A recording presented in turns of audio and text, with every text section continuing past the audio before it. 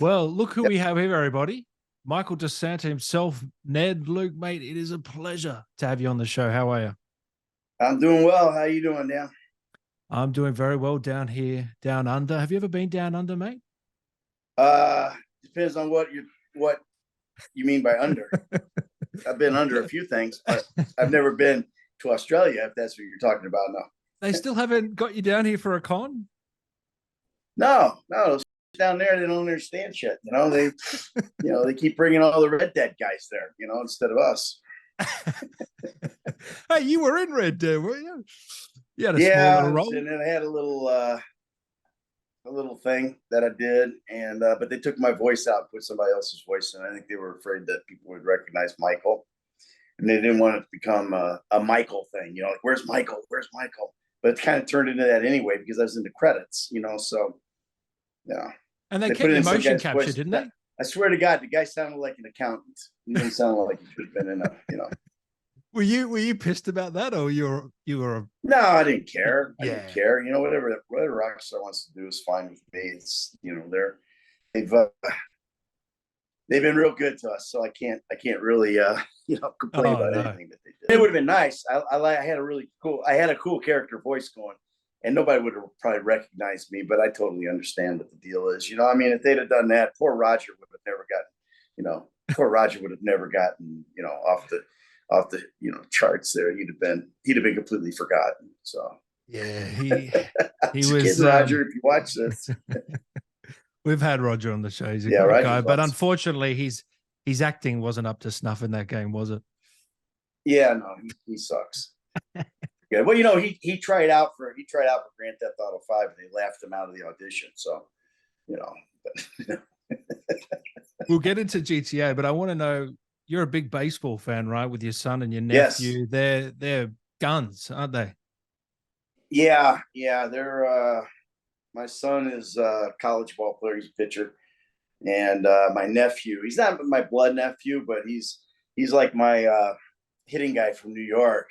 His son he's like my nephew, but he hits bombs. Would you say it's the best sport on earth? It's my favorite one. I mean, I love football too. Real football, not that shit they play in Europe, that soccer stuff. I like real football a lot. I like Australian rules football. I love Australian rules football. I played rugby after I was a pole vaulter in college, and then when I couldn't pole vault anymore, I started playing rugby, and it was a lot of fun. But the Australian rules football, a little dude in a raincoat and a hat, it goes like this. I love that guy. But it's fun. I love Australian rules football. But football. I used to love basketball. When Michael Jordan was playing in the NBA, I love basketball. But when he left, the game has changed. I can't even watch it anymore. The women's game. The women's game is better than the men's game, in my opinion, because it's more basketball. Well, they don't play defense. It's lazy, if you ask me. They don't. They just come down, set up at the 3-point line and bomb, or they just go to the hole and dunk. But they don't. Nobody's playing defense like they did in the old days. But I'm a boomer, man. What am I going to do? Everybody else loves it, but I don't. I just think it's. I'd like to see him passing the ball a little bit and playing some defense and whatever. But here's what I tell my son: is that, like, the regular season in the NBA, they play defense like they used to play defense in the NBA All-Star game, right? Where they didn't play defense. Now they play defense in the regular season like that. Yeah, right. Defend somebody. Get up in somebody's freaking grill, man. I mean, it pisses me off. And then the whole LeBron James thing, like, oh, he's better than Michael Jordan. No, he's not. Sorry, LeBron. I know you're probably not going to watch this, but if you do, you're not the GOAT. Michael's the GOAT, period. End of story. I don't want to hear anything else because, anything else is wrong. But anyway, so that's it. That's my sport rant. Who's the GOAT of football for you? The GOAT in football? Mm. That's a tough one because that's a sport where one guy doesn't make as much difference. I know everybody wants to say Tom Brady, but he's probably the best quarterback. Maybe. I think I like Peyton Manning. I think he was a better quarterback, but just didn't have as good of teams.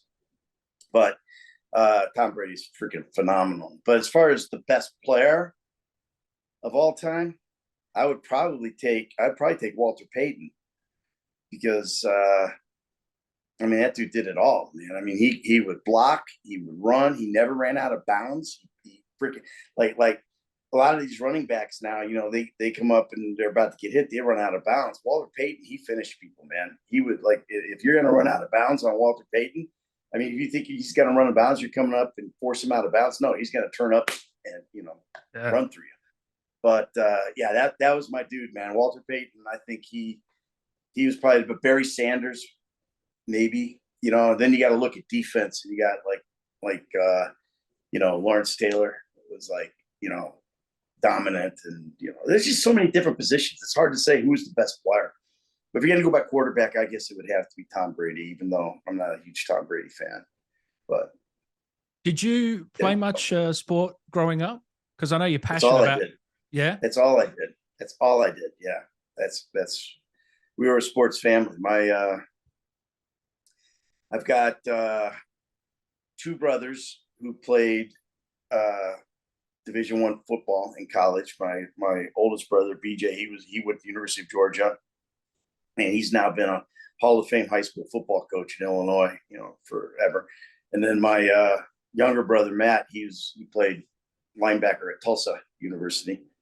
And then my other brother was a pole vaulter as well. I was a pole vaulter. My little sister played basketball. So everybody's coaches. They're all coaches with me, pretty much. And my little brother's not a coach. He does video production. But and then I got a nephew who played, you know, who made it to the NFL. He played for the Seahawks. And my niece is a basketball coach. She played basketball, went to the Final Four, et cetera, and is a basketball coach. So yeah, it's a sports family. It's a sports family. Yeah. My, you know, on my side. On my wife's side, not so much. My wife said, you know, five girls in her family, and they didn't do a lot of sports, but, you know, they're smart, so that helps. So, and really good looking, my wife. So. Hey, don't sell yourself short. Yeah. Did you ever want to get into coaching yourself, seeing as it's all around you? I have.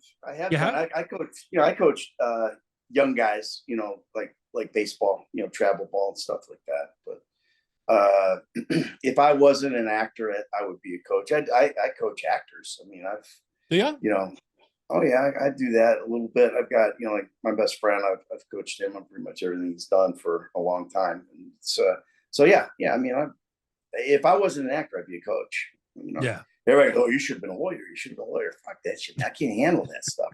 You know, I had the brain for it, but I don't. I just, you know, I mean, I've done a lot of things, man. I sold cars. You know, have you? I forget. Oh yeah, god damn, I hate that business. But yeah, I did that. I you know, whatever, waited tables, bartender. You know, you're an actor. You do everything. You know, what was your favorite yeah. job of all those jobs leading up to acting? What would you say the one that you enjoyed the most? Probably working with horses. Oh, okay. Yeah, I worked with American Saddlebred show horses when I was a kid, moving up until I actually left to become an actor. I was literally shoveling shit in the stalls about 6:30 in the morning, and I told my boss lady, Jeanette Duran, who was like a second mom to me. I told her, I said, you know what? I can't do this anymore. I'm an actor. She was like, well, it's about damn time. So I'm going to Chicago. I'm going into Chicago and do my thing, you know. And but I'd been back to LA, and, you know, a couple times, you know, like thinking I was going to go, you know, just like that, be a star. I moved to LA with $600 in my pocket, which was not a very smart How old were you move. then? How old were you when you did that? Probably about 25 or 6, 7, 8, something like that, in that range. Were you nervous to do that? I was like 28 when I made the move permanently. Yeah, I fucked around for 10 years, man, messing with horses and stuff. And just, you know, because I didn't, that would be my message to anyone who wants to be an actor, is don't put it off, man. You want to be an actor, you better get after it. Because I lost a good 10 years from college, where, you know, after college, where I probably could have, you know, would have had more of a career had I made the move, you know, right away. Because I was a stud, man. I had freaking, you know, I was ripped.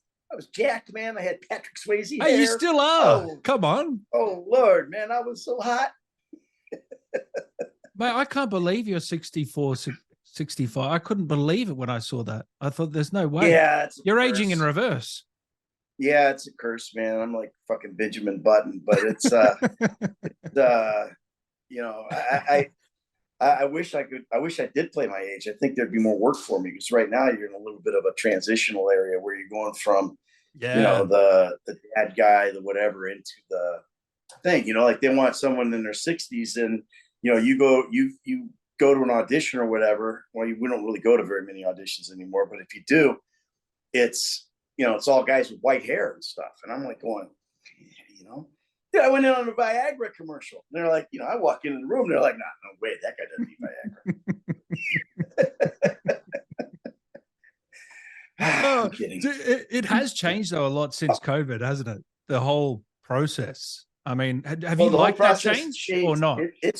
It's changed in general, man. I mean, everything, all your auditions now are self-tape. You know, you used to go into the room. You know, you would go into the casting director's office and you would read, and they'd put you on tape and they'd send it off, and then you know, producers, directors, et cetera, they would want you for a callback. You'd come in for a callback, and you're in the room with the decision makers. You know, you're in the room with you know, whoever, you know, David Wolf sitting on, or, you know, Wolf sitting on the couch, or you know, Spielberg or whoever, you know, they're on the couch watching your audition, and you're in the room, and they're getting a feel for who you are, you know, for how you're going to be on the set. Like, do I want to work with this guy? You know, because that's a big deal. Because if you got two guys that are pretty much the same, right? That are you know, that, let's say you're up for the same role, and you got two guys that are the same, but one guy's an asshole and the other guy's, you know, fun. You're going to pick the guy who's fun because he's someone you want to work with, especially if you're on an extended ride. I mean, if we worked on GTA 5 for 3 years with a bunch of assholes, if you were an asshole. Yeah, that would have been tough. 3 years.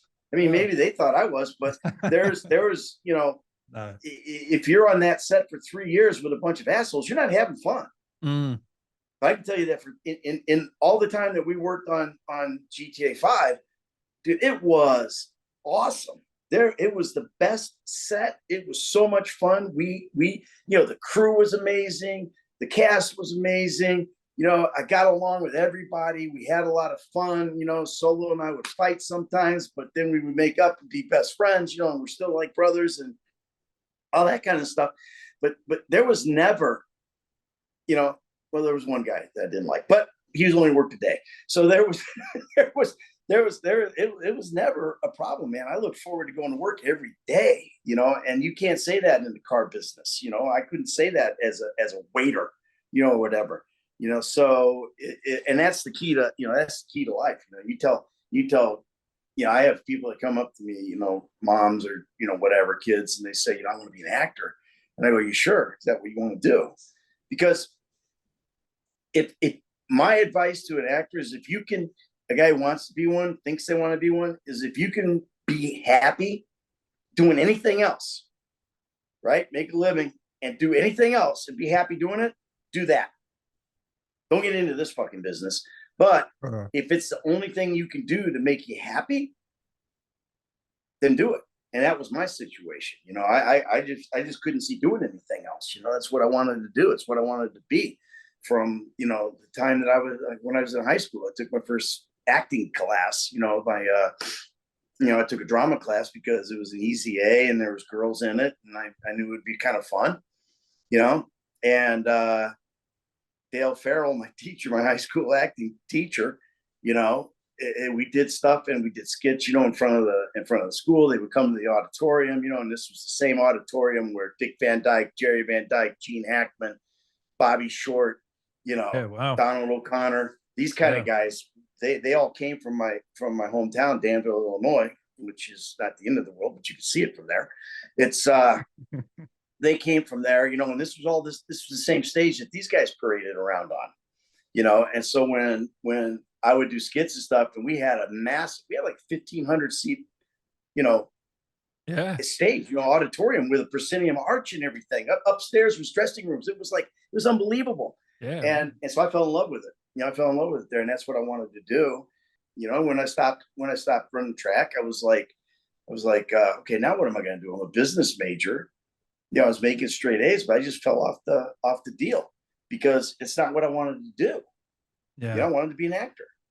And I went on probation for classes for 4 semesters in a row. The dean of business there, this guy named Dean Kamek, he would petition me out of finals, and stuff like that, so I could stay in school. And then one day he just said, I came in to get out of a class, and I'm going, yeah, I need to drop this class. It's accounting 105. I remember that. And he goes, no, I can't let you out, because I already let you drop math 134. And I'm going, you don't understand, man. I could get 120 on the final and still fail the class. I haven't been there. And he's like, now I'm gonna take your lumps this time. And so I knew he was a cigar smoker. So I went down to the student union. I bounced a check for like $25, and I went on a bus and went out to the tinder box that was out at the mall, and I said, what's the best box of smokes I can get for $20? And I got him. I went back to his office and I slapped those fuckers on his desk. I said, make no mistake about it, that's a bribe. I got to lose that class. And he was eating a hoagie, 300-pound guy eating a hoagie, man. That shit went all over him. He got on the paperwork, stuff. He said he signed it, and he goes, I said, all right, great. He goes, wait, what are you gonna do? And I said, oh, I'm good. And he goes, no, with your life. And I'm like, oh, that question. And he goes, yeah, what do you want to do? I said, I want to be an actor. He goes, I should have known. So you know what that guy did? He picked up his phone, got in his Rolodex, because back in the old days, we had Rolodexes, right? We didn't have all these, contact. You couldn't just pick up your phone and tell Siri to call a guy. So he calls up a guy named Roman Tinchison, who was the associate dean of the theater department at University of Illinois. He calls him. He goes, Roman, I got a guy here who, blah, blah, blah. And wants to go. So he set me up. He goes, this is what you're going to do. You're going to go over here. You're going to go to the theater department. You're going to meet Roman Tinchison. You're going to get all the Tinchison, and you're going to take all these theater classes. You got to take one core class for business. That was speech. And he goes, and you're going to get off probation, and you're going to transfer into the theater department. And I go, okay. And who's going to tell my dad that? And he goes, do I need to call him? I go, yeah, call him. And he calls up. He calls up my dad. My mom answers the phone, and she's like, he's like, oh, this is Dean Kamek. I'm the dean of business at University of Illinois. And I hear my mom going, I can hear her on the phone coming over, and she goes, what did he do? And he goes, I'll let you talk to him. And so my dad gets on the phone, and Dean Kamek goes, yeah, he tells him what's going on. And I hear my dad saying, so that's the only way he gets to stay in school? He says, that's pretty much it. And he goes, all right, that'll work. Wow. And I went into the theater department, but even after that, I still was probably 8 years away from making a decision to actually be an actor. And that's how long it took, because that's not where I came from. My grandfather on my mom's side was an actor, and, he left her and her mom when she was like 12 years old and ran off to, New York and, Hollywood and all that kind of stuff. He was an opera singer too. And never even knew the guy, but he had credits out the wazoo. He was a big Roger Corman type guy, the Creature with a Thousand Eyes starring Paul Birch, and it was, or I think it was A Million Eyes. I don't know what it was. It had a lot of eyes, but that was the thing. So that kind of scared, I think, my mom. And then my dad was a sports guy. He was a coach for a long time, and then that is like, fuck that shit, man. You're not doing that stuff. And I just finally I said, you know what? No, this is what I'm doing. So did that pressure stop you for all those years? Do you think was that the main reason, the pressure of parents, or what? Well, I think that I can't say that, because they ended up supporting the hell out of it. No matter what we wanted to do, we didn't have any money, man. Yeah. So whatever we wanted to do, though, they would find a way to do it. Like when I was a pole vaulter, if I needed a pole, I would have a fucking pole, even though we didn't have the money to get a pole. They were just stupid that way. Find a way. But but so there was the support. It would have come, it just took me saying, no, this is what I want to do. I don't know. It really wasn't born of anything they did. It was more about, are you going to grow a pair of balls and just go fucking after it, because it was like, I had applied to schools like the American Academy of Dramatic Arts. I did a monologue and sent it off, and I got accepted to that, but then I didn't go. And then I was working at a place called Genghis Formal Wear, and they sent me out to San Diego to be a what they call a franchise manager, where you open up a store and you work it until somebody comes and buys it, right? Well, during that time, they had auditions for a little movie called The Outsiders, right? The S.E. Hinton book. So I was like, okay, hey, man, I like that book. I'll go read for that. And so I went and auditioned cattle call. So I think it was like a big warehouse or something. So I go in and I read for that thing, and I'm reading for Derry, who's the brother of, I think he's brother of Pony Boy. I don't remember now, but he was a he was a greaser. He was a greaser, not a soch, But I go in and I got my collar popped, man. I'm wearing this like preppy sweater and shit. I look like, total soch. I look like a frat rat, right? so I go in and I read for this thing, and I'm reading for Derry. And I read for it. And son of a bitch, man, I got a call back on it. And I had to go up to LA to do it. I did call back, and then I got another one. But I didn't get the part because Patrick Swayze got it. That bastard. Who was later on in my acting class. He was in an acting class that I was in New York. And I was like, you motherfucker, man, I could have had your career. You fucking shit, you were close. But yeah, I got fairly close, but not close enough. I mean, and in this business, close don't matter. It's just it's like they say, close only counts in horseshoes and hand grenades. But so, what was your first big paycheck, or where you're like, okay, I'm an actor now. I'm starting to move the needle a little bit. I'm starting to. Well, it's funny because I did a showcase in LA. That class that was in, and there was a casting director named Jackie Birch, who at the time I think she was the head of casting at Universal. And the showcases, you do a scene, and there's like a whole night of scenes from your acting class, and casting directors come and watch, and they're scouting. It's like a football coach looking for a quarterback. So I did this scene from a thing called Cheaters, and it was really funny. It was cute. That was funny, and I got into my underwear, danced around, kind of weird shit, and afterwards, Jackie came up to me and she was like, you're really good. And she took my picture. She's like, who's your agent? And I said, well, I don't have an agent. And she goes, well, call me tomorrow. She gave me her assistant's, I think his name was Greg. She gave me her assistant's card and said, you call tomorrow and I'm going to hook you up with an agent. I said, well, I'm actually moving back to Illinois tomorrow, back to Chicago, try to get my SAG card, because I didn't have a SAG card or anything then. I have not in the union or anything. She goes, well, who's your agent in Chicago? I said, well, I don't have one. And she goes, well, call tomorrow and I'm gonna hook you up with an agent in Chicago. So I was down to like $100, man. So I had, gas money to get home. I was going home because I was broke. I didn't have any money, So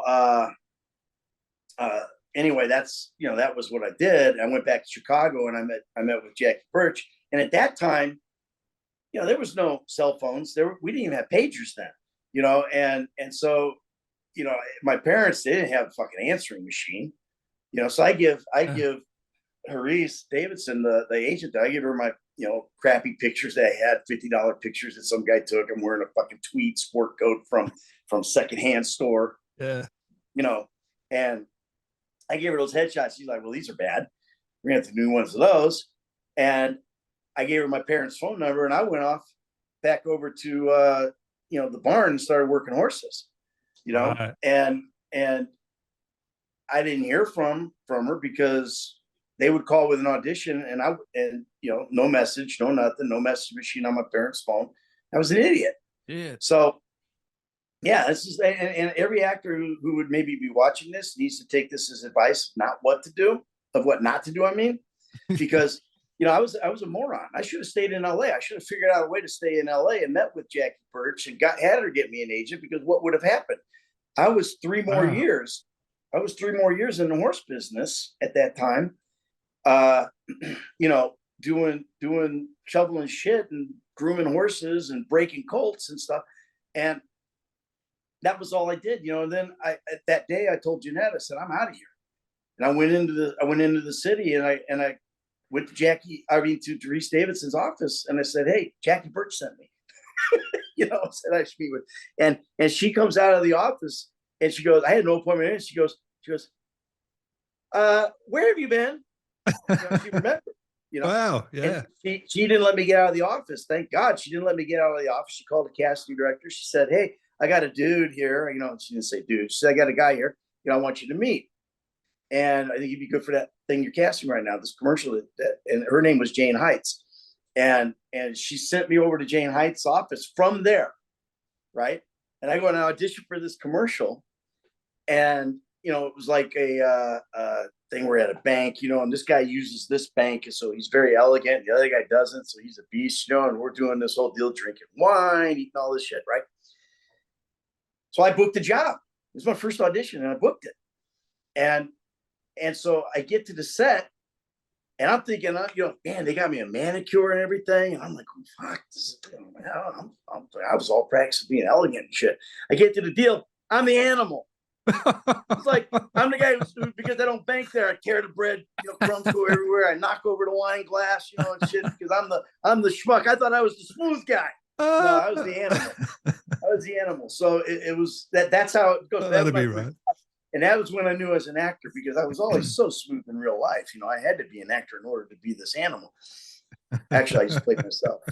But anyway, that was the thing. So my first job in the business was a hand job. Yeah, right. And it was, because all it was our hands. I didn't realize it. I thought it was, I thought it was this, but it was just this, Wow. But yeah, so that was that. And so then I got jobs in restaurants and stuff like that. I had when did you get that Hungry Jack's commercial that I saw the other day? Which one? Was it Hungry Jack's or Burger King? Burger King? Yeah, Burger King. Oh, Jesus. I did that. That's probably 20 some years old, that commercial, probably 25 years old. Yeah. I've done a lot of commercials. I've probably done, I know. I've done like 100 commercials in my career. You've done a fuck ton. Can't believe that was one of my favorites right there. That was with Bobby Colhesi. Now Robert Colhesi, if you don't know, he's on Blue Bloods. He plays on Blue Bloods. And we went and did that burger. That's my wife's favorite commercial that I've done. So I found that, dug it out, and I threw it up on Instagram. Yeah. But it's Bobby Colhesi, dude. We had so much fun on that. That was probably my most fun commercial that I ever did, because we just riffed the whole time. We came up with this rut thing, and we just went off on, like, everything was a rut, this, rut that, rut, bro. No ruts, no glory, and Bobby was fucking funnier than shit, man. And I just kind of played the straight man in that one. But it was how do you keep it together when you're playing alongside people like that? How do you keep it together? Well, you don't sometimes. Sometimes you don't. Sometimes you just bust out cracking up, and they can either pull the part where you weren't, or you redo it, Dude, that was GTA 5. Are you kidding me, man? On Grand Theft Auto 5, we were cracking up all the time, because there was some, we'd do some funny shit, man. I'll never forget when Danny Tamborelli, who played Jimmy in it, my son, there was a scene where I go up and I smashed the TV. Yeah. And, he's upstairs playing the game, and he's, working everybody over, and stuff. And he's, yeah, you're a douche, you're whatever. And he goes, you're what are you, some kind of hermaphrodite, like, got no genitals or whatever. And it just cracked me up, because it was written hermaphrodite, but he just ad-libbed hermaphrodite. And I just lost it, man. I lost it it was hysterical to me. And then, then times when you're working with Slink, who plays Lamar, you just, that he's out of his mind, that guy, he's insane.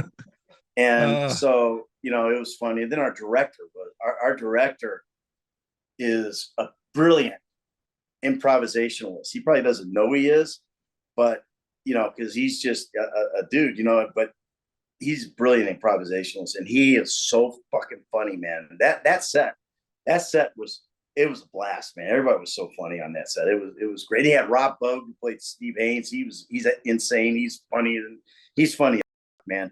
And then everyone's funny. That's the thing. Yeah. Well, you know, the writers are genius. You know, he had, Oh, you got Dan and Rupert and Mike. They're hysterical. You know, they're amazing, you know, writers and stuff. And then they gave us the freedom to be creative as well. So, you know, we were able to bring our stuff to it, you know, and you know, I was able to do a lot of ad libbing and stuff and improvisation, you know, and that kind of stuff in the deal. And, you know, I mean, it's, you know, so humor's humor. I think humor's got to be in everything, you know, because that's how life is. I mean, people deal with tragedy with humor. So 100%. if you just play everything heavy, if you play everything heavy, it's like they're taking a big fucking sledgehammer and hitting you over the head with it. You know, you got to have some humor. You got to have the levity, don't you? Oh yeah. I mean, you've got to have some of that. Otherwise, you know, I mean, who wants to watch, you know, who wants to watch people be freaking miserable all the time? Can you talk to me about the audition process? Because I know that there was 2 Michaels, 2 Trevors, and then you played with the other Trevor. You played and all that. How that worked was we had we had our first call. We went and, you know, I did the call. The scene that I did was the scene from the opening scene. You know, you know, your son, he's a good kid. You know, really, you know, that thing with Friedlander. But it was actually in the audition. It was with my wife. But you know, whatever. So I did that. They taped it, and then nothing for a while. Right? I knew I nailed it, but there was just nothing for a while. And I got a call back. And the callback was what Steve and I call it an act off, because they brought in 2 Michaels and 2 Trevors. Isn't that intimidating? Sorry to cut you off, but isn't that intimidating? Not for me. Right? No, you always. It might have been intimidating. It might have been intimidating for the other Michael, but it wasn't intimidating for me because I knew I was the guy. You know, I mean, I had the guy. I had him. You know, I had the character. So, and what happened was we were sitting out in the waiting area. And the PA comes out and hands us new material. Well, everybody had prepared the same material that they had at the first call, right? Cheeky, yeah. So they come out and they hand us new material. They go, "Hey, here's the material for today." And one guy, the other Michael, goes, "Well, wait. What do you mean? We're not." He pulls it out of his suit jacket. He goes, "We're not doing this material. This is what we prepared. What I prepared, you know." And everything. He goes, "No, we're gonna do this today." It was like 7 pages, and you know, while he was doing that, I was looking at the material, going, "Oh man, this is gonna be fun. I like this."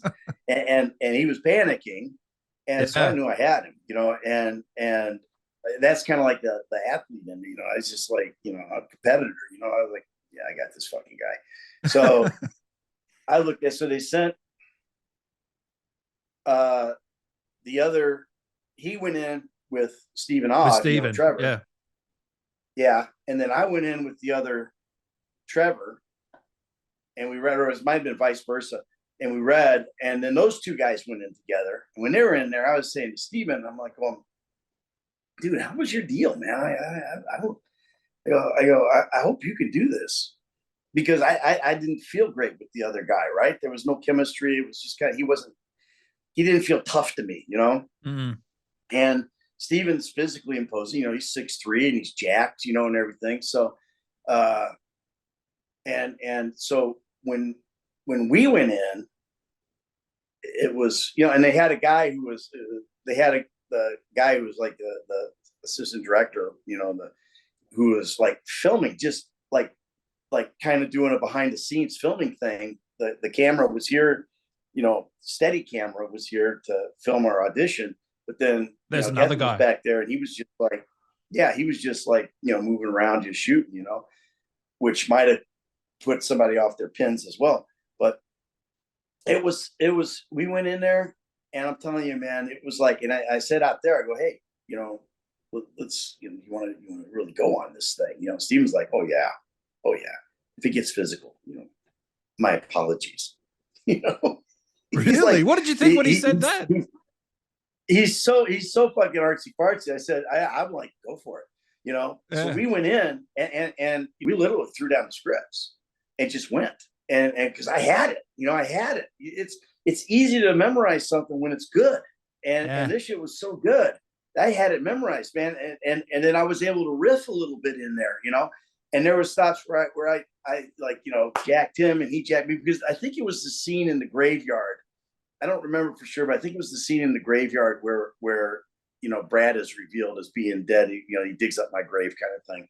Because I remember we were holding guns on each other, or he smacked. I said, "Do it, go for it," and he was reached out, pop, right, hit me upside the head, and I went boom like that, whatever, and it was just like, and you could hear the guy on the camera going like that, and that was the audition. Now every audition is not like that, Oh, I haven't heard a story like that ever. Yeah, this particular one was like that, and it was just two guys that weren't going to give any ground, and the chemistry was there from the get-go. It was fire. Almost a chemistry test in a way, right? Well, yeah, it's got to be. Can these guys work together? Blah blah blah. Do we want to work with them? And we got out of that. I knew we had it. I mean, there was no question that we were getting cast. We got down at the bottom, and Steven was putting on his little helmet on his head to go ride his bike home. And I was like, "Oh, dude, I'll see you on the set, man. You're getting this." "Well, I don't know." And I'm like, "Dude, you're getting this fucking thing. All right, period. End of story." And, he did, and I did. I said, "I think I'm getting it too. I don't know for sure, but I think I'm getting it sure." But I was a little nervous because I was afraid I offended the director. What did you say? He was telling a story afterwards. He was just talking to all of us, and he's from Stoke-on-Trent, and which is London or whatever, and I couldn't understand anything he was saying, and because I'm like a street kid, man. I didn't understand all this shit, and he's that heavy accent, and he's saying all this stuff, and people were laughing and stuff, and I'm just kind of playing along, and then finally, like right in the middle, I just said, "I got to be honest with you, man. I don't understand the fucking words you're saying." And he just left. He just turned around and left, walked away. Man, you got balls. Is this your first? Man, this is in the audition. This thing. This is in the audition process. Man. Oh man, and I told my wife, I said, "There's nobody gonna be better for this, but I hope I didn't fucking blow it." Because I don't just say shit, man. It pops in my head, and I just, no filter. Yeah, I don't filter very well. I'm much better than I used to be, but I don't, and he just when we were on the set, I mentioned it to him. I said, I thought I blew it, man. He goes, I go, "You just left." He goes, "Well, there really wasn't anything to say after that." he just left, and I'm like, oh. But yeah, that was the audition process on it. We called it an act off, because generally you don't do that. You do that in theater. Yeah, you do that in theater where you'll read with the guy, but most auditions for film and television and stuff like that, you'll just read with a reader. They just have somebody there reading, and then they'll either like you or they won't, but there's none of that like this stuff, So it was fun, man. It was more like a theater audition than it was a film audition. But the shooting of it was basically like doing film, but just different because you're wearing a mocap suit, with balls all over you, and you got, helmet on with a camera right here, and all that. So that was different. And the set, you don't have real furniture. This chair I'm sitting in would have no back on it, just like made from pipes, from like PVC pipes or from conduit or whatever, and so that the balls would read in your back. And the seat would be, so everything, because everything had to read, you had to read the balls. Otherwise your skeleton would look like this, put what it was reading together.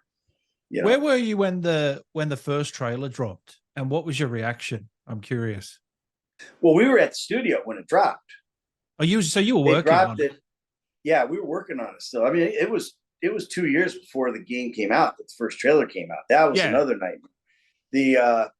So they had a great big huge screen, in the studio there where we shot in the warehouse, and it was kind of cool because it would read your balls, and you could see what was going on. Like they put it up there, and you'd see the set, and it would be my mansion, right? Yeah. But on the set, it's just a bunch of Apple crates, and it's nothing like what you're seeing up there. So So that was where they showed us the trailer. It was going to launch at like say 1 o'clock or whatever on that day.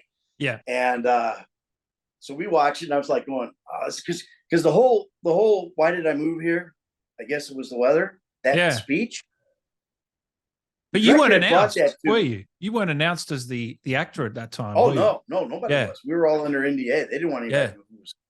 We didn't even know it was Grand Theft Auto 5 when we booked it. You know, it had fake names. But the director had brought me on a little piece of paper. He brought me that speech. He goes, "Hey, come here. I want you to read this for me."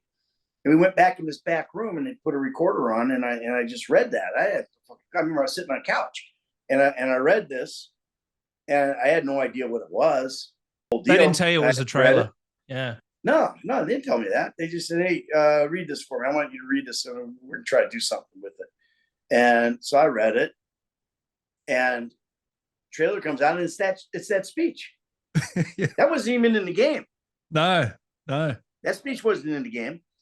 And it was just, it was just specifically for that trailer.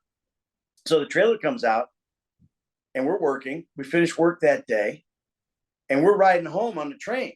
We're riding back to, we shot in Long Island. We were riding back into the city, and we took the train that day. So all three of us on the train, my phone starts blowing up, and I'm panicking because I look at it, and all this Twitter shit's going on, and a buddy of mine that was in my acting class in LA 20 years previous. He ratted you out a little, didn't he? Yeah. He put on there, "Hey, my man Ned Luke is the new lead in GTA 5. He's bigger and badder than Statham. It's going to be awesome, And you're just panicking. And I just started panicking, man. I'm going like, fuck. I shut off my phone. I thought I was going to get fired. I told this in a recent interview. I said, I thought I was going to get fired. I thought I was going to get, because of the NDA. They're going to think I told them. They're going to think, no, it's just, look, I got a schnoz, okay? I got a voice.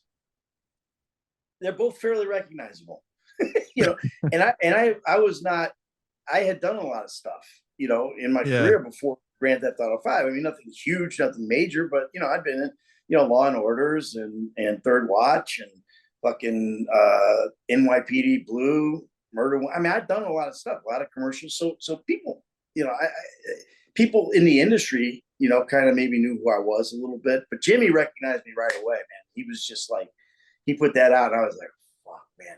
So I called the director, and I'm going, dude, and then I had a cousin, my cousin's daughter, who I fired me. She was working for me at a restaurant. She was all pissed off at me. So she said, "I'm going to kill that fucker all the time," and everything. And I'm like, "Oh man, this is great." And so what did the director say, by the way? He was like, "Well, there's nothing we can do about it. So just can you kill your, I had to kill all my social media. Okay. So I killed my Twitter. I think I had Instagram then, but mostly it was Twitter back then. And I just killed all that. Really? Yeah, but the bottom line, I don't think Rockstar was prepared for what was going to happen. That I was called balcony guy forever on, like the forums. Cause I look through those things. I'm a human being. I want to see what people are saying. So I would go through those forums, and I would see balcony guy, who's balcony guy. And I got Jimmy to delete that tweet, So but finally some dude from Greece figured out who I was and put on that GTA forums website thing. And I mean, it was kind of cool because my IMDb rating went to like 42 or 65 or something like that, which was really cool, right? That's crazy. So that's when I knew what the power of that game was, by the way. I mean, I knew it was going to be huge, but when your IMDb thing goes, you're outed from a trailer, and that IMDb thing goes to, sub 100. Yeah, that's crazy. Huge. Yeah. But the other guys really didn't get out. I think Solo finally got outed a little bit before the game came out. Steven, they didn't know who it was. They thought it was Johnny Knoxville. They thought, because Steven mostly done voice work. He had a few acting credits, but he's made up for it now because he's doing great, man. I mean, he's tearing it up right now. He's very talented, that man. But I did see something with him recently where people thought he was sort of resenting. I think he was a bit frustrated. Did you see that? I'm wondering. I mean, whatever. He doesn't like being called Trevor. Do you relate to him at all, or do you see where he's coming from? Or well, I mean, I can understand where he's coming from because I know him. He I mean, he wants to be recognized for his other work. Yeah. Not for Grand Theft Auto 5. He's not a gamer. So I think in his mind it's like, it's just cartoon. It's not. I'm not doing that. And he even says it's cartoon, but his work in it is fantastic. I mean, I think I don't think you should poo-poo anything you've done if it's good. Like you'll hear guys get pissed off because fans call them voice actors. I'm not a voice actor. I'm performance capture. It's performance capture. It's like acting. We're everything we're doing is everything Michael does is me. But call me a voice actor. What the fuck? I don't care. I was 104 hours in the booth, doing voice acting. I'm all of it. As long as there's actor on the end of it, I'm fine. I don't worry about shit like that. It doesn't bug me. I'm just, dude, I'm going to ride my 15 minutes of fame as long as I can fucking ride it. And if that means you're going to call me a voice actor, okay, call me one. I'm not in this business to be, incognito. It's like, maybe I am in life, but he's proud of the work he's done, isn't he, on the game? I would imagine he is. I don't talk to him about it, to be honest. Okay. It's a non. Yeah, I get what you mean. Yeah, it's a non-issue for me. I don't care if he hates that he did it, that's fine. If he loves that he did it, that's fine. If he's indifferent, that's fine. I don't care. It doesn't affect my life. I'm very proud of the work we did. That's why when I run into somebody and let's say, well, it happened the other day. I was at it happens all the time. I mean, it's crazy how can't imagine. Yeah, just the voice. I mean, I was at Best Buy buying something, and I'm talking to the cashier, and they recognize, and there was some kid there who was just getting his PS5, and I'm like, dude, you're just getting your PS5 now? That's awesome, man. What are you gonna play on it? And the one dude's back going, and that's it. So you get recognized, and it's like, okay, get your phone out. Let's go. We'll do pictures. Yeah. I was at Micro PC. I talked to a guy, and the guy comes up and goes, "You're Michael," and I went, "Yeah." And they're like, "I fuck, man, I don't." So care. If anyone sees you, the listening or watching now, if anyone sees you, you don't mind coming up to you and asking for a photo. You within reason, yeah. Within reason. If you're gonna swat my house, you're an asshole. But if you're gonna, if you're gonna come, you want to say, be respectful. Hey, how you doing? Hey, you're Michael, aren't you? You're Franklin, right? We embrace that. Yeah. Because you know what? The bottom line is that a lot of people don't realize is that the fans, those are the game. The fans are the game. The game's not the game. We're not the game. I mean, obviously we're contributors, it's a big, huge part of it, but the fans are the game. The guys who play the game, those are the guys. You have to respect them. You have to honor them because they're the ones that made the game what it is. You got 180 million copies of that game floating around out there. If you don't have that, guess what? GTA 5 is not GTA 5. It's something else. Yeah. It's not the biggest game in history. It's something else. It's a failure or whatever.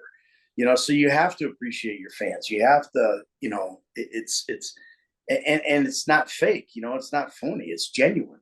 We love our fans, man. I mean, Solo and I are going to Brazil in October. Oh, nice. Yeah, we're going to go to Brazil. We went there a few years ago, but we're going back because the Brazilian fans, they love it, don't they? Yeah. Yeah, they love it down there, and we had a blast when we went there. So they asked Solo and I to come back, and we're like, fuck yeah, man, we're coming back. Absolutely, we'll be there, and it's going to be great. We're going to the Brazil game show. It's going to be awesome. It's going to be fun. We'll just take a bunch of pictures and greet the fans, sign autographs and all that kind of stuff. And, you know, it would be great. And by the way, we're not charging the fans for our autographs and our pictures. Really? They pay to get into the game show. Wow. Come up here and see us. You know, that's great. Yeah. It's kind of a big appreciation thing, you know. Now they're getting us there, you know, obviously and stuff, but it's, you know, yeah, you got to do it that way. I love when well, I don't love that you had COVID and you were in hospital. That part was a bit scary. But the part I love was when you left and they've turned it into a, you know, you've seen the video. They turned it into the game. I had my wife videotape me coming out of the hospital. And I did a little bit. And, you know, I did it. When I put it up, it was live action. And one of the fans took it and actually made it in game, you know, where the phone came up and the map was there and dialing up, you know, the cab, you know, the cab company and everything, downtown cab. And it was classic, man. So I put that up right away on all my socials. It was like, I forget who the guy was, but it was like, this dude did it, man. He nailed it, blah, blah, blah. And I put it up, you know, whatever. But I do that. I love, like, the fan art, you know, and stuff like that. And on my Instagram, like, if you look at my Instagram. I'm pretty sure I saw a cat dressed up as Michael. Is that right? Probably. Or it was a Michael, some like modder probably did put a cat head on Michael or something, you know. I think I saw Michael versus Darth Vader the other day. Yeah, lightsaber fight. Yeah, you see all kinds of that shit on PC. You know, you don't see it on you know, console, but when you play PC, it's like, I was playing yesterday. I had some dude, man. I mean, I was freaking crushing this guy. He just kept walking towards me, and I figured out, okay, yeah, you're in freaking God mode, you prick. Oh, you know, I hate that. And then they just walk up and go. That's annoying. That pisses me off. Yeah, they're in God mode, and I'm like freaking going, oh man. So I'm stubborn that way. I just came right back at them. You know, they had one of those big old cargo jet things, you know. So I just got out my bazooka thing and just went kaboom, kaboom, kaboom, kaboom, kaboom, until that thing blew up, and it blew up, but the person didn't blow up. Yeah. I'm like, what the hell is this? Yeah. You know, but yeah, there's infinite health. Yeah. Yeah. The PC playing is interesting, to say the least. What do you prefer, PC, PlayStation? Because I know you were playing. I saw you playing Resident Evil 4. Did you end up finishing that one? Oh yeah. I'm gonna start Resident Evil 2 here after I get done with this little film that I'm shooting this weekend. But it's it was good. I prefer you know, the consoles, but that's because I'm not a PC guy. Yeah, I can't do this. Yeah, you know. I'm the same. I'm the same. You know, I play. This is my PC here. This is what I use. Yeah, that's what I. That's what I do. I'm the same. You know, I can't work the buttons. It just doesn't work out for me. You know, but you know, and I got all this stuff, and I'm trying to learn how to do like what you're doing right now, like this whole streaming thing. But yeah, I was going to say, are you ever going to stream? Are you going to stream? If you need help, hit me up. I'll help you. I'll help you out, mate. Anytime. I've got my system set up for it. I have a plan for what I want to do, which would be like a kind of a if I can do it right, it would be like more of a fan tribute than anything, because I want to do. Well, I'm going to keep it hush hush, but I got an idea of what I want to do here very soon. But I just got to learn how to use all the stuff. My son showed me, but you know, that was a while ago, and I can't remember. And he's fucking busy. He can't, you know, he's trying to be a baseball player, so I'm not gonna plug in on that. Does he think his dad's cool?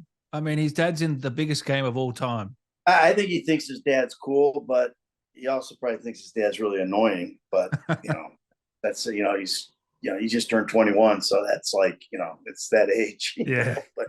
But he's starting. No, it's funny. He laughs his ass off when he sees guys freak out, you know, and stuff. He's like, you know, like he was playing summer ball up in North Carolina, and anywhere he goes, you know, they people find out, you know, that I'm his dad. I remember Father's Day. I don't know if you saw the Father's Day thing. It was really funny. where they did a question of the day. Yeah, I did see this all the time. And the question of the day is, what does your dad mean to you? And one kid is like, well, my dad, he's everything to me. He's done this, and my values and all that kind of stuff. And then Bubba's like, yeah, my dad robs banks, steals cars, shit. I'm like, dude. He does it with a straight face. He's a funny fucking kid, man. But he does it with a straight face, and he wants to get into this stuff. He wants to do video programming and that kind of stuff, production, and we'll see what happens. I'd like to see him play pro ball, but we'll see what happens. But anyway, that's I think he's at first it was, he was a little kid when it came out. He was only 11 years old when it came out. And it was cool then, but it was also, I think, probably taxing when he was in high school and he'd be pitching or hitting, or whatever, and the other team's going, Jimmy. Would they even on the pitch? Oh yeah, trying to get up his ass, wow. Jimmy. They're like trying to get in his head, Damn. But it never worked, They it just, he would get mad and then he would be even better. Yeah. and he was playing one game one time where he came in and pitched. He pitched and we went way ahead, and they brought him out. They took him out and he went to third base. Everybody's jimmying him, the other team jimmying him all the time, right? And he had just walked them off 2 days earlier. They were jimmying him, and he got a hit, scored a winning run, walk off winner. So the next day it was at their field, and it was even worse. Everybody was jimmying him, Jimmy. And so our guys started jimmying. So before he would pitch, they would go, the guys in our dugout are going, Jimmy! Nice. And their guys are going, Jimmy! And all this kind of shit. It was just it was crazy, So he comes in, and a kid came in and gave up a bunch of runs. So they brought Bubba back in to pitch. Or no, they brought him in to pitch, and he shut down the inning, right? So we're still up. So then he goes back to third base, and another kid comes in and pitches, and we scored a bunch of runs, and another kid comes in and pitches and gives up a bunch of runs. So they bring him back in from third base, and this is the last inning, and they bring him back in from third base, and they're Jimmy, and he's pitching, and he strikes this guy. They're second and third, and he comes in, he goes strike one, he strikes out 3 guys in a row, right? And then he turned to their dugout and went, Jimmy! And it was like, and then spiked the ball, stomped off. And his coach got really mad at him for that. And you're there, you're in the stands watching all this happen. I'm just standing up there in the crowd going, yeah, anyway, fucking A, man. I was like, yeah, get him, strike him out, everything. I was laughing, and I go, because it pissed me off, a little bit, because they were just all over him. But, it's because he's my kid. Yeah. But no, it was fun. It was fun. He handled it very well. I don't think he didn't play the game. First of all, I wasn't going to let him play it because of the, the content and everything. But earlier on, he would drive around, like online.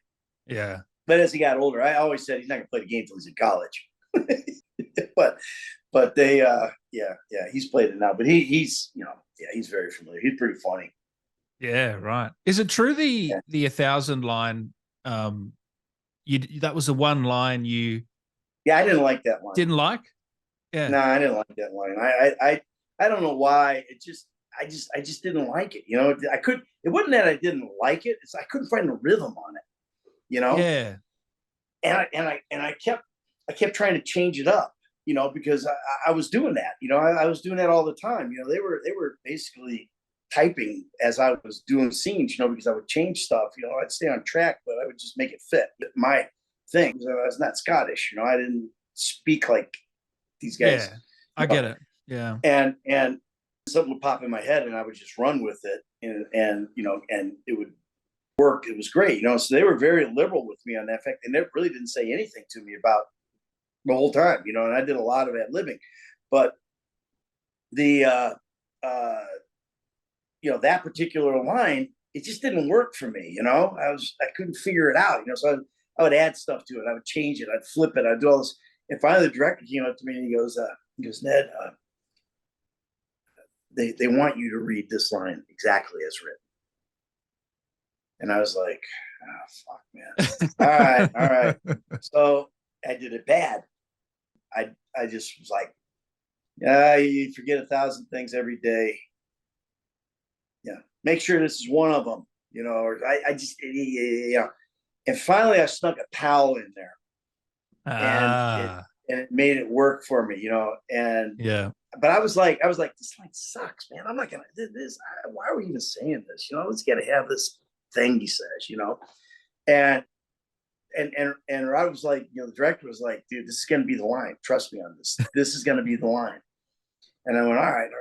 So I got, you know, I did. I see, you forget 1,000 things every day, pal, but you make sure this is one of them. Cut. Good. Thanks. That's awesome. You know, and fucking A, man, those guys, it's why they're Rockstar. Yeah. It's why they're Rockstar. I was gonna say because they know what they're doing, don't they? And it's the line everybody wants. You know, you do a cameo, they all want you to say, you know. Is that the number one requested? Would you say? For me? Oh yeah, that's my number one requested line. Oh, by far. I mean, it's not even close. What about arrangement? That one. Close. That's probably my favorite, the arrangement one. The which one? Arrange your funeral. You know that line? Oh. Yeah. Yeah. We have an arrangement. Yeah, I'm gonna arrange your funeral. Yeah. We're gonna have an arrange your funeral. Yeah. Yeah. No, I think probably one of my favorite lines is you know, in Trevor's trailer where he says yes, I hear Stockholm Syndrome is very nice this time of year. I like that line. That's a good one. Freaking clever line, man. I love that. Good writing. You know, yeah, and then Nama, go fuck yourself. That's a good line. That was one of mine. That was ad lib, yeah. Yeah, that was an ad lib. That was, you know, it was. I don't even remember what the original line was. You know, I think it might have been just go fuck yourself, and I put the Nama go fuck yourself in there because my wife was a yoga teacher in real life, and that was kind of like, you know, a thing that kind of, you know, like, and after the game came out, that became a thing. And now fuck yourself, you know. What? I'm curious, from the first day you shot to the last day, how much of a better actor do you think you were from that first to the last? Yeah.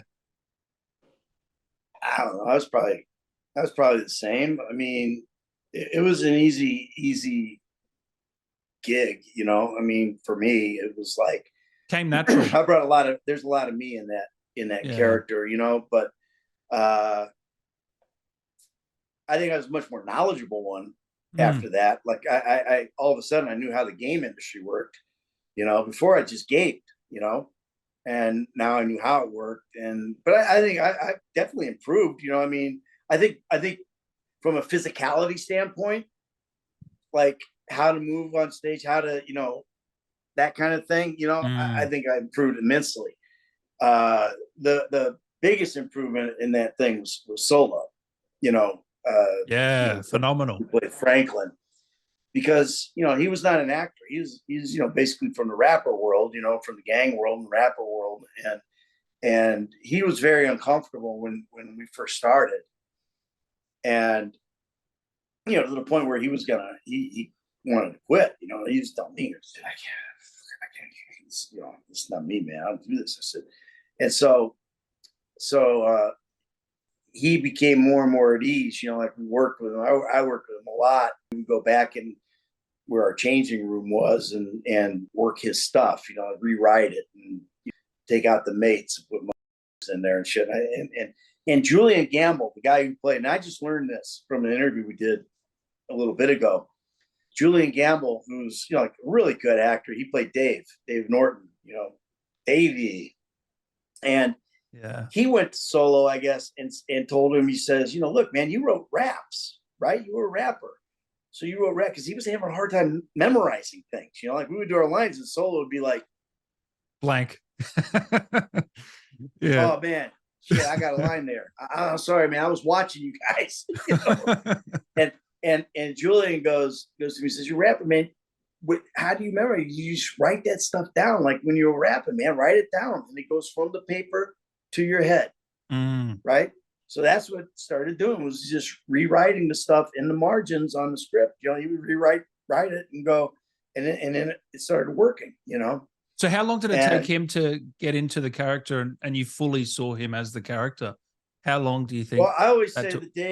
the day Solo became an actor was the scene we did where I admitted to him that I was working with the feds. Yeah, yeah. And he was so good in that. And he just found it, and then he was Yeah. good. From then on, he was once he got comfortable, Mm. then he just played Solo, man. I mean, if you ever meet Solo in real life, he's that guy. He's very much Franklin without shooting everybody, and all that kind of stuff, stealing cars and stuff. I mean, he's because he's from that. He's from the hood. He was a gangster. He was a gangbanger. He was, and he's like, I was out in L.A. recently, and you got to understand, Solo's a fucking legend. Oh yeah. And I don't mean as Franklin. No. Solo's a legend. And so we were in LA. I was in LA and we went down. He goes, man, I got to go to this. I got to take you down here, man. We're going to go to this motorcycle show that was going on, and it's down in the hood and it's on the street, and there's like thousands of bikes, there. And dude's running up and down the thing, popping wheelies, riding this shit. And Solo pops in, because it's motorcycle clubs. And Solo comes up and we get out, man. And it's just like, hey, what's up, bro? I haven't seen you in a while. There's this, there's that. Hey, this is this guy. This is that guy. This is my boy Ned. This is, It's like a celebrity, yeah. Yeah, I mean, he's just he's legendary in the hood. I mean, he just is, And every time I go to LA, we go down and hang. Yeah, we go to the hood, man, and hang. And it's just like, it's so cool, that I could go there as obviously a white dude, And it was funny because this motorcycle cop came and he was like checking the place out, right? And he's on his motor and he rides up.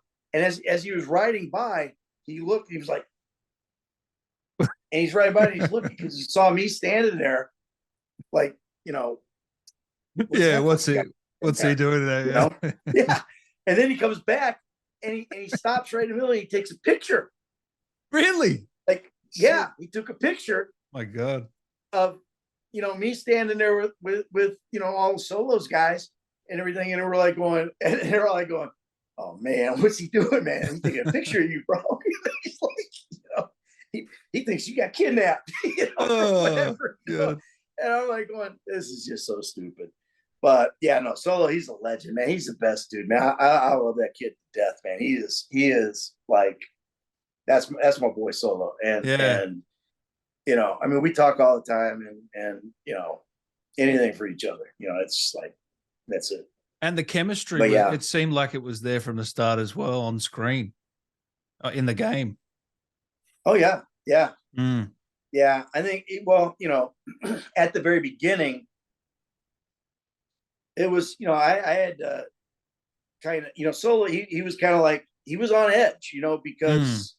This was not his deal. This was not his thing, so he didn't know, can I trust this motherfucker? Can I trust this motherfucker? Can I, he was kind of like, this is not my element, and so it took a minute, to, show like him, like where I came from, because I kind of came from, I grew up in a town that, is very, mixed, as far as that goes, and everything. And so, it was, I have a thing there, like I understand.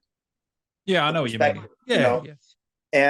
And so Solo and I, once that kind of was figured out, we hit it off immediately. I mean, we were like, and if we got into something, it was because he's a Raiders fan and I'm a Chiefs fan, or some shit like that. It was like, but yeah, no, we did really well together. It was fun, man. It was fun. Is there a character or an actor that came in that maybe doesn't get their flowers that you think they were pretty damn fucking good, but maybe no one talks about? Yeah, tons of them. Yeah, are you kidding? Because it's a big cast. I mean, if you want to talk about, Jesus, Rob Bogue, who plays Steve Haynes,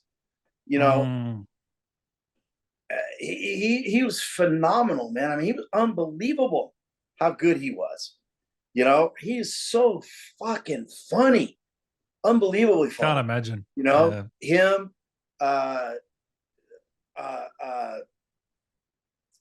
Johnny, I can't think of his last name right now. I may have a brain cramp, senior moment, but who played Devin Weston.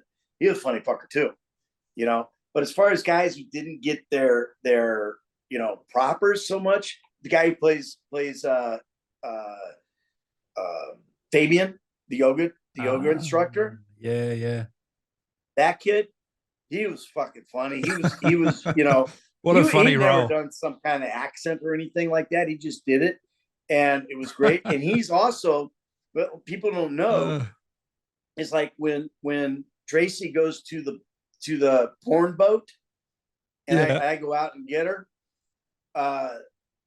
They go, yeah, we were sitting there, they were filming at our house. Oh, that's your house, Mr. D? That's a great house, man. That's that same guy.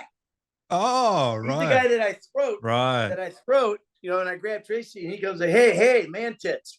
And he's the guy that I throw off the boat. That's the same guy who plays Fabian. Wow. So didn't know that. No.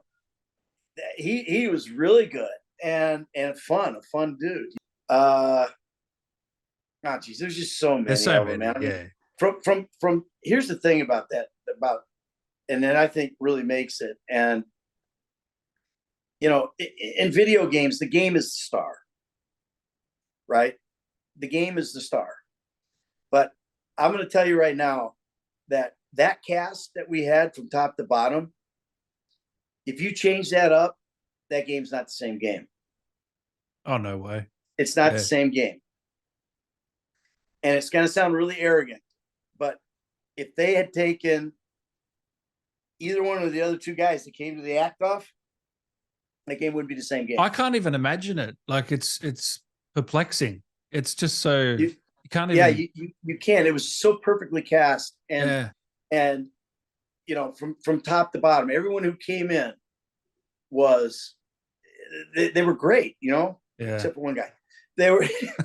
I keep going back to this dude because he fucking caused. They from top to bottom, man, it was just great. And then the crew, you go to that, like you look at like this dude named Corey Alderman, who was like the main mocap guy.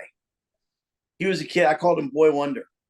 He's a young dude. He's probably 26 or 8 or something like that. When we started it, maybe he was 25. I don't know, but he would invent shit. And like, I remember I came to the set one day and he had 2 little 2x4s about this long that were nailed together and had balls all over them. Right. And he goes, Ned, look at this. He goes, hold this right here. He goes, stand there. I was in my motion capture suit. Or he goes, stand right there. I'm going to hold this. And he goes, look. And I looked up at the screen up there and I'm on the screen. He hadn't been in a camera. Use that as a camera. Yeah, right. Right. So then they go out and they get all these like old VHS cameras and they put balls all over them. We had a dude named Joe Rubino who he was like a DP, director of photography type guy. Yeah. People don't know. We shot that game on multiple cameras as well. Right. We had all the cameras that they use for motion capture. Like you had all these cameras up here and all these cameras here. Then we had a bunch of balls cameras as well, so that you could come in here and get right in here, or cover this over here or whatever. It was amazing. And those are, you want to talk about your unsung guys? Those are your unsung guys. Those are the guys who don't get the propers that they deserve. Or guys like Boy Wonder, Kelly Wexel, who was I call her roller derby queen because she was in the roller derby. You had a nickname for everyone, it sounds like. yeah. Hurley. There was Hurley. There was Luke. Luke was the guy, or Jim, the little mocap guy. If he showed up, we were fucked. Right? Because if Jim was there doing the thing, we knew we were gonna have to work our asses off because he was just getting motion capture shit. Like we had to run. Okay, we got to get your runs today. So we had to do Right. sprints. We had to do this and Yeah. that. And whenever Jimmy was there, it was like we were fucked, you know. It's the And workout. and Yeah. yeah, and then there's James, who was like the guy who built the sets, you know, Yeah. genius. It's just, you know, it's been 10 years. I don't remember everybody's name anymore, but it was like, you know, even Dana, the production assistant or whatever, you know, what do you want for lunch today? Ah, man, can we do sushi? Yeah, okay. Come in and you fucking go to lunch and you have this big, huge sushi thing, you know, and you know, and it was that's the stuff that people don't know about that that contributed to the making of the game. Because when you're in a great environment, you know, that's it. You know, Oh, you're yeah. gonna have fun. These dudes, you know, like Joe Rubino and Jason Hurley and Robbie and Shay and all these guys. They made a rap video, right? That was up there one day, and we're watching, and they're like rapping, man, and we're like going, "This is pretty good." So he's like, "Yeah, man, shit," you know. And it was like, and that was how it was, you know. Yeah. And you know, in between takes, we're fucking around, and you know, the setups took forever. They'd have to tear down the thing and rebuild whatever the next thing is, you know, and that would take forever. So you could either be like this, God, come on, man, fuck, when is this gonna happen? Or you could be out there having fun.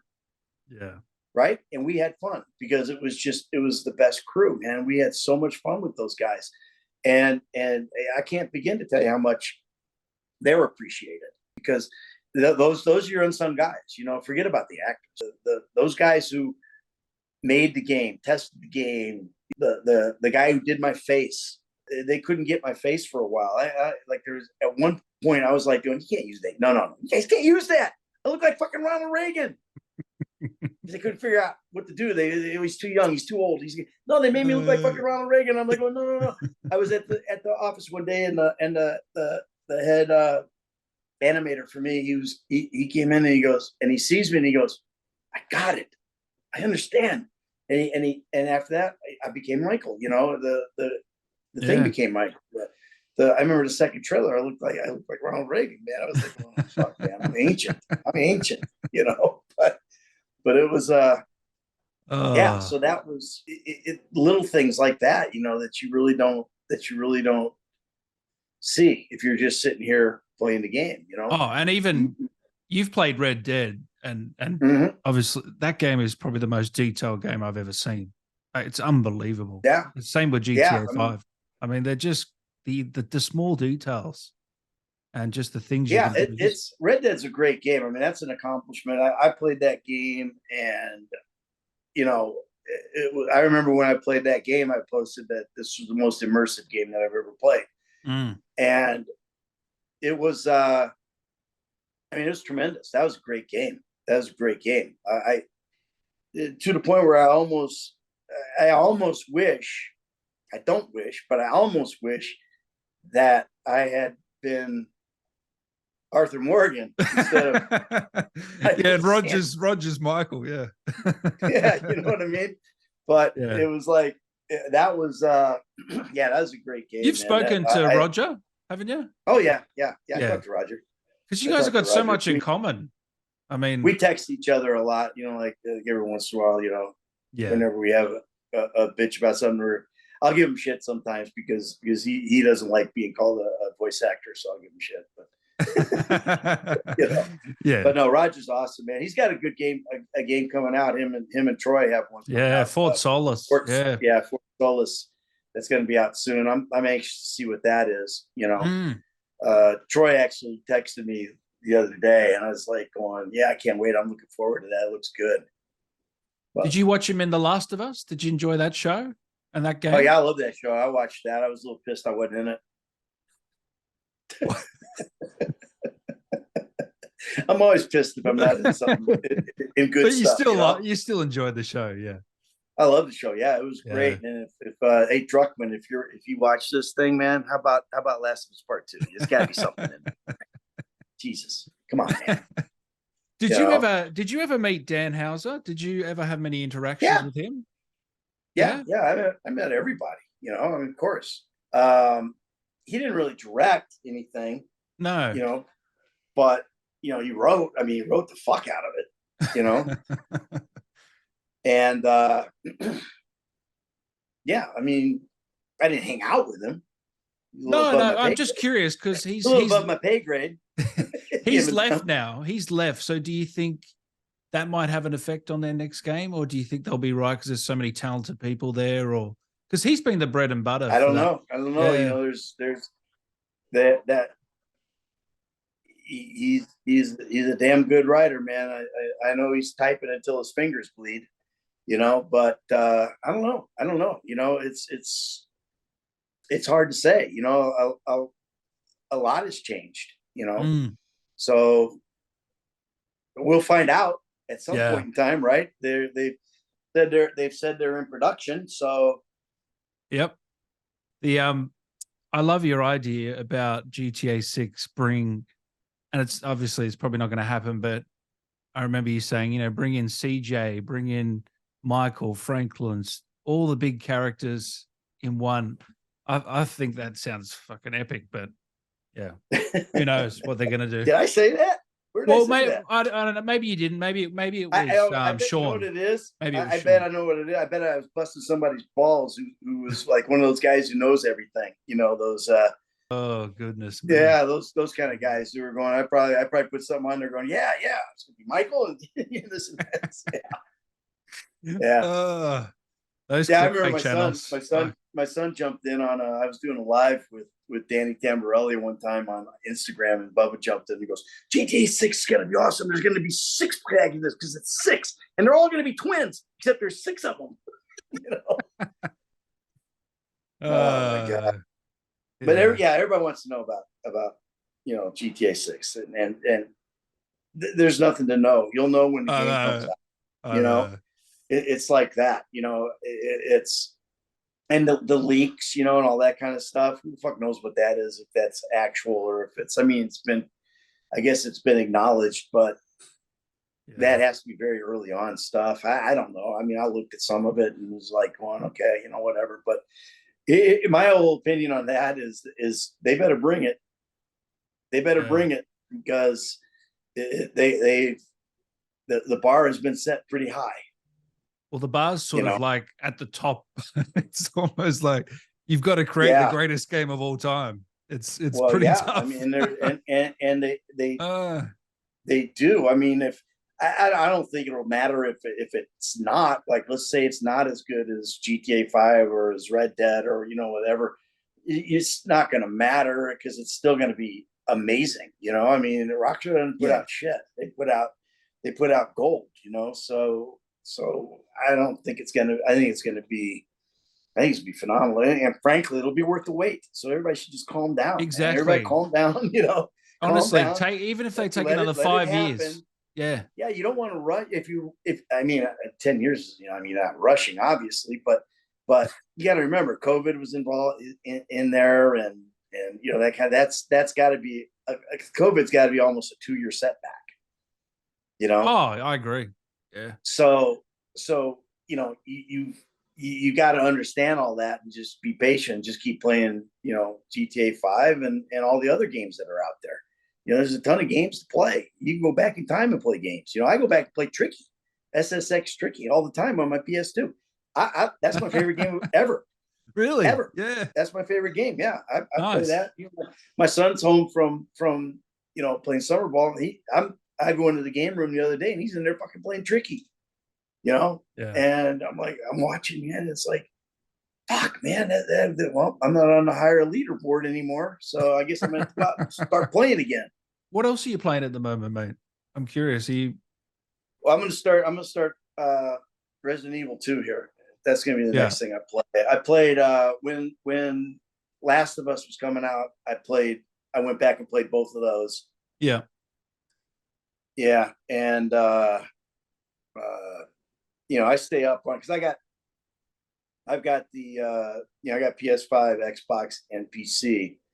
So I'll play our game on all of those. I play online, you know, a lot. and stuff. Just I want to stay really sharp for when I do what I've got planned to do.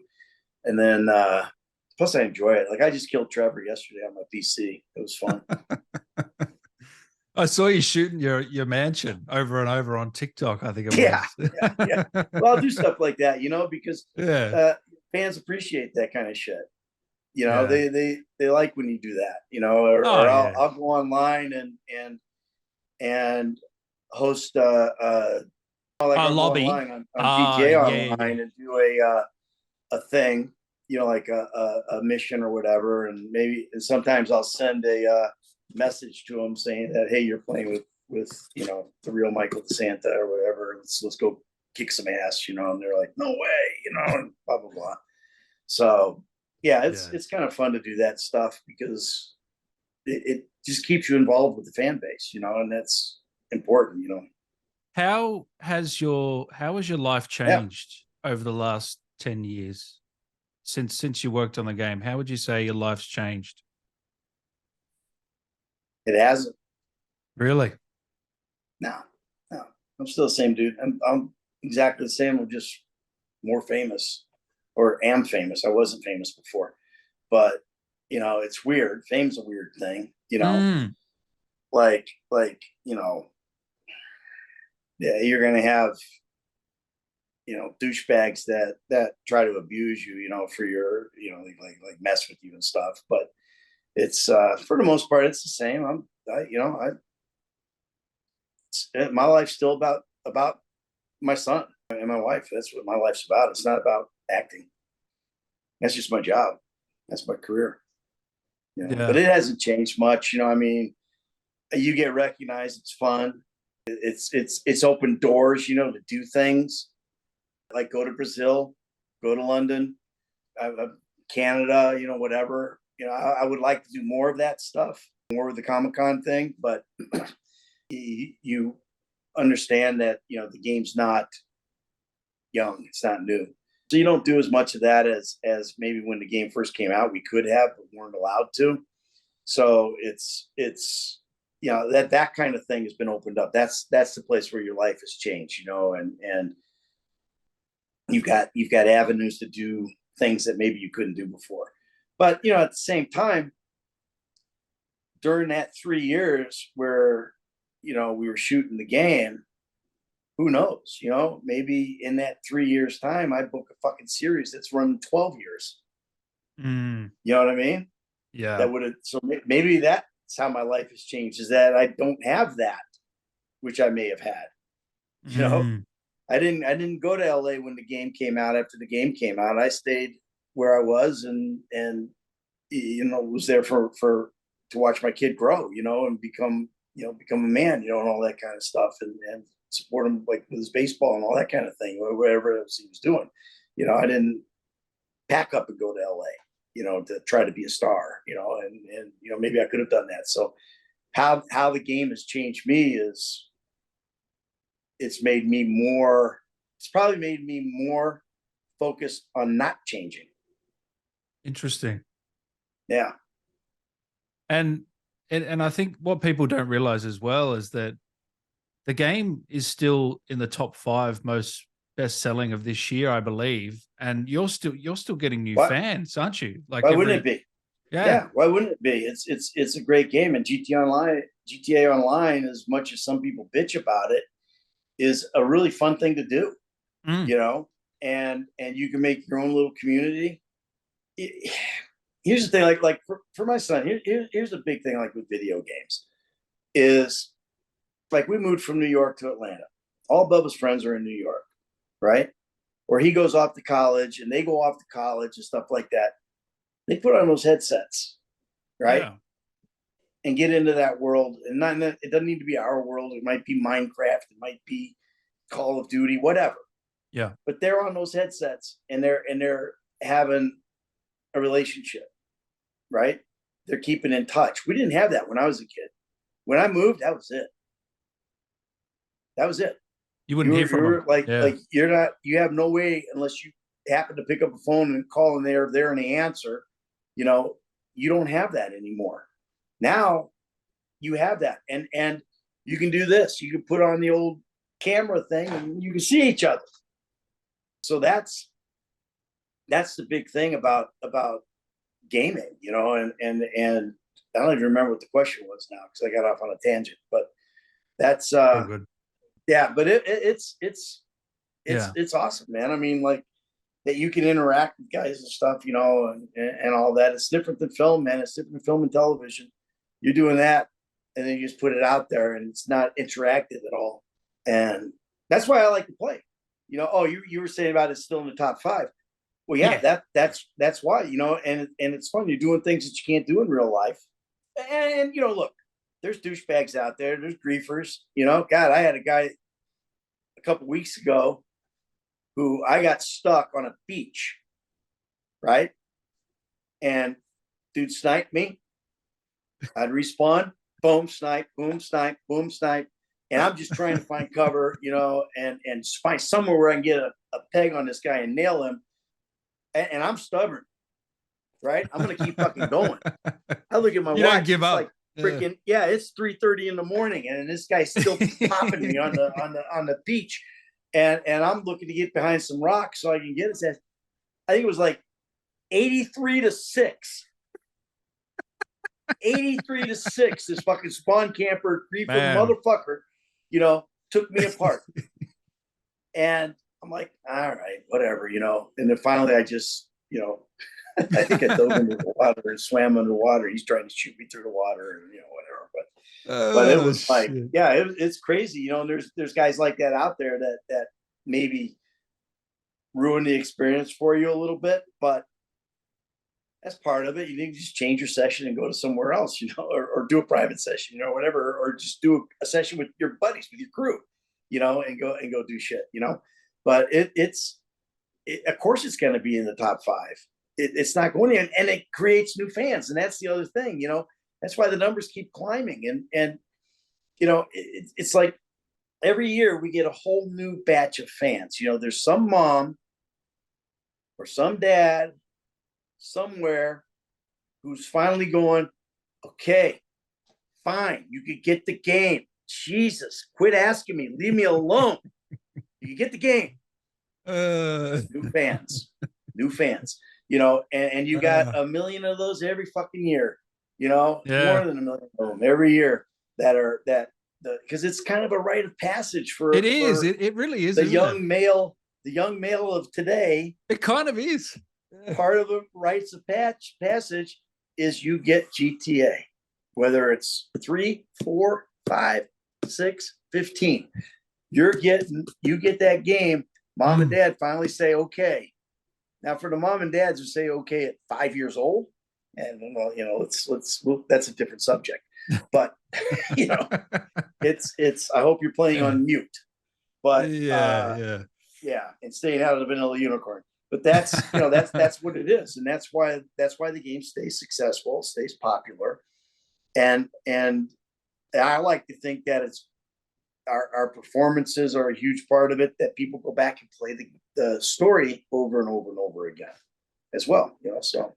Oh yeah, I've played the story 3 or 4 times now. Yeah, I'm always going back. That's nothing, dude. You need to get busy. This guy's played the fucking story 50 times. I know. Unbelievable. I'm soft. Yeah. No. Hey, Ned, thank you so much for taking the time today, mate. I really appreciate it. And it's been a blast to chat. So really thanks. Good. Mate, we really appreciate it. Thanks for having me, man. And play me well, people.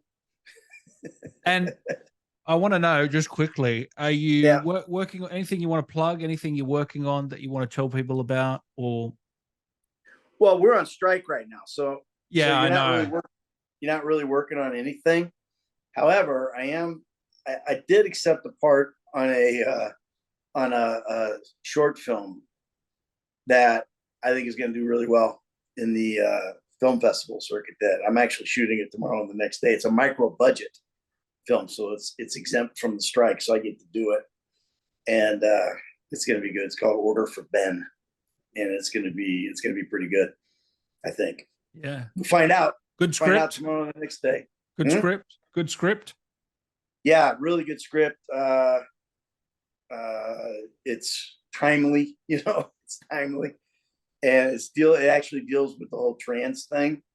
Okay. And you know, so I think that it's going to be like it's going to do well on the film festivals. That I think, because if we do it, if they do it the right way, which I'm pretty sure they will.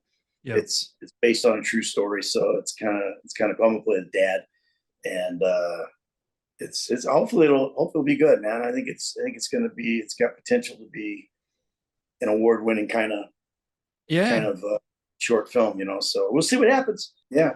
So that's what I got going on, and then I'm hoping that the strike doesn't last long. If we strike like we usually strike, we're gonna get killed, and if we strike like Teamsters, we got a shot. So we'll see what happens. But that's all that's going on right now, and I can't promote stuff that. No, I understand. It's the union rules. You can't promote things that are under the union contract, even. So it's that's all part of the deal. So it's you can't even say what you're doing or any of that kind of shit. But micro budget doesn't count. So that's good. And this is gonna be good. It's gonna be a really good show, I think. I've never done a short film. I've always really? I've always not done them because a lot of times the productions are not good, for lack of a better word, and they don't really pay unless it's something that really hits me. I generally are not going to do it because it's not. It actually ends up costing you money to do them. Exactly. Like I got offered a couple in New York where I was like going, well, wait a minute. If I'm gonna take the train into the city, do this thing, take the train back, I'm gonna have to eat, I'm gonna do all this shit, and at the end of the day, I'm gonna make like $5 a day. So you gotta love something to do it. Yeah.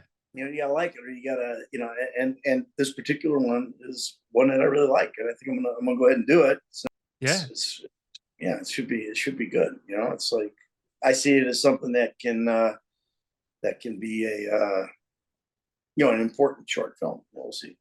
But yeah, that's what I got going on. And then there's some things I had some stuff that was kind of in the works, but that is not in the works anymore. Thanks for the strike and that kind of thing. Yeah. Right now, for another 2 years, he's got 2 more years left of college. That's where my focus is still. Is on like my son and baseball and and all that kind of thing. That's basically what it is. And plus the transition that I'm making, like as far as moving from one age range into the other age range, I'm gonna, I believe that once I play my age, a lot more shit will happen. We'll see. My career concept is real simple. My career concept is, go talk to the wife and see if she knows anything. Right? You're on a detective show, and the main guy comes in, and you're the boss man, the head of the squad, and you got that one thing where you come in every episode and you say, go talk to the wife, see if she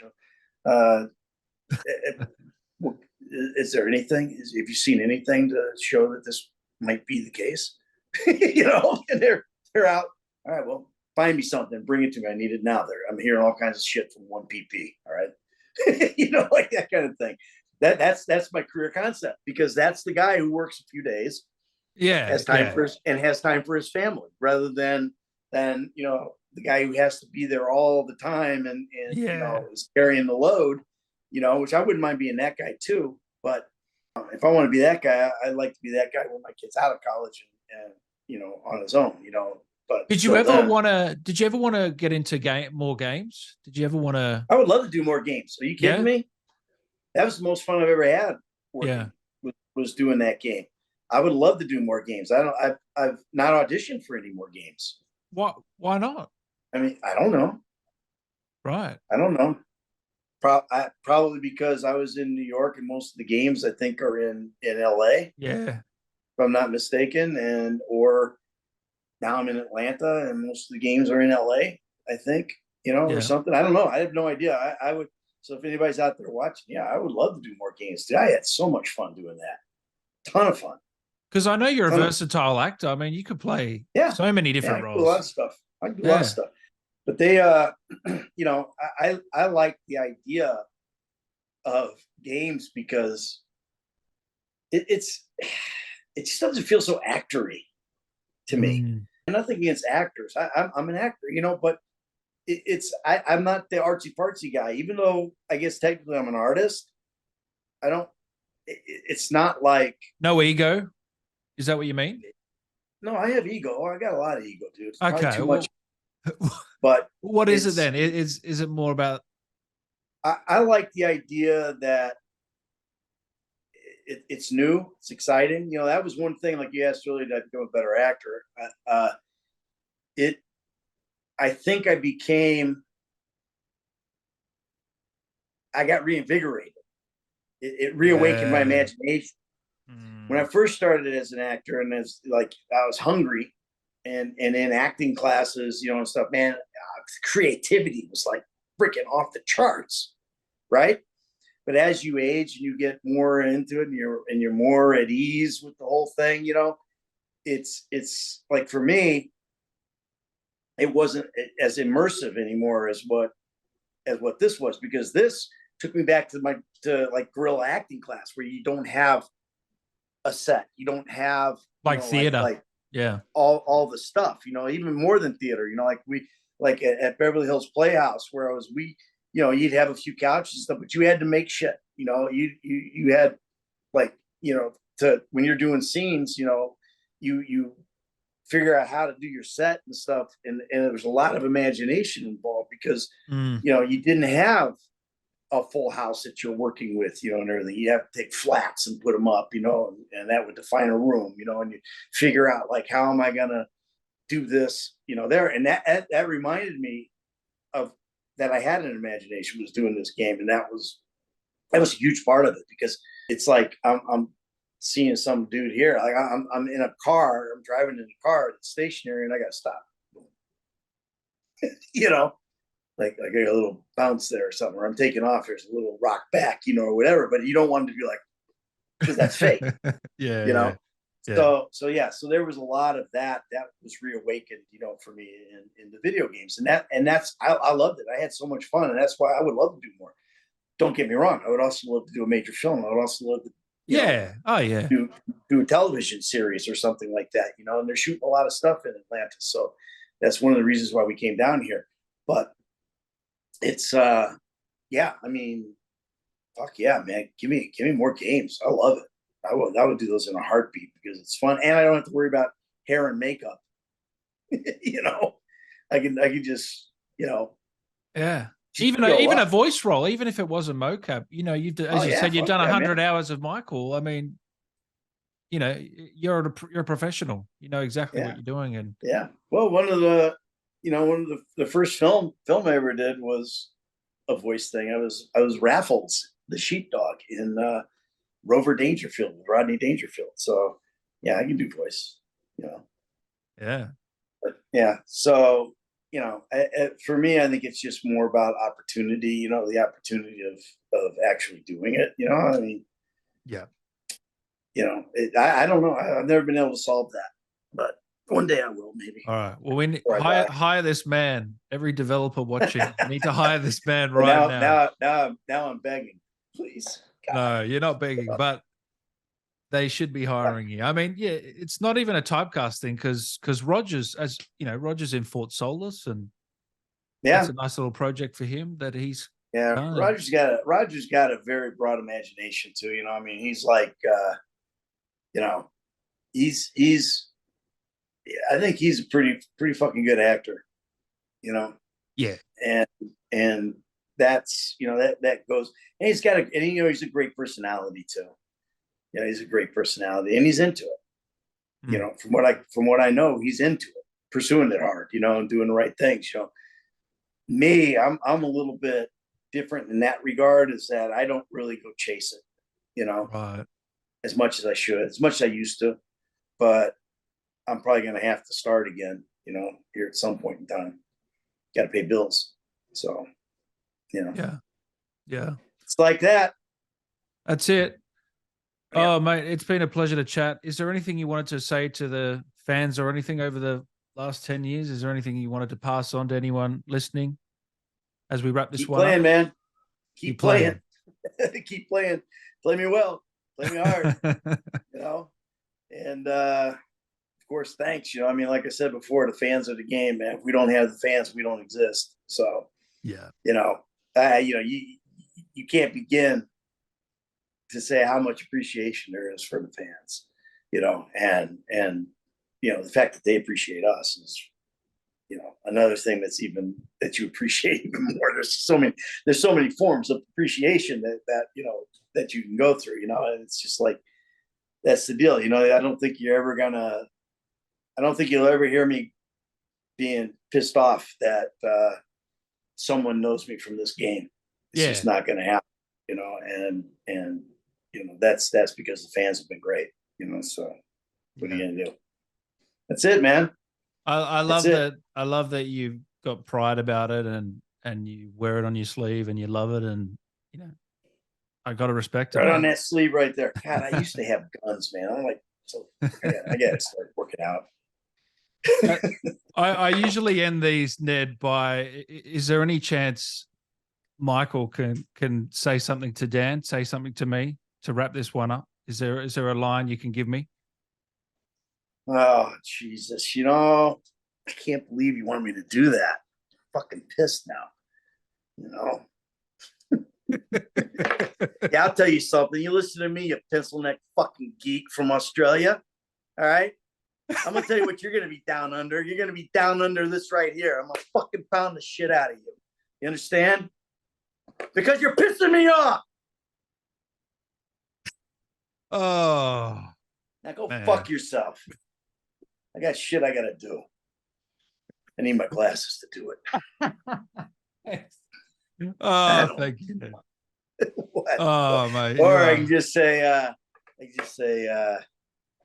yeah, it's winter. It's winter down there now, right? Yeah, it's winter. Yeah. Does it get fucking cold down there? It's been raining all day, mate. I can't. Yeah, it's really. Yeah, because if it was cold and snowing, that'd be one thing. You can use your fucking body as a model for a snowman. Go fuck yourself. Goodbye.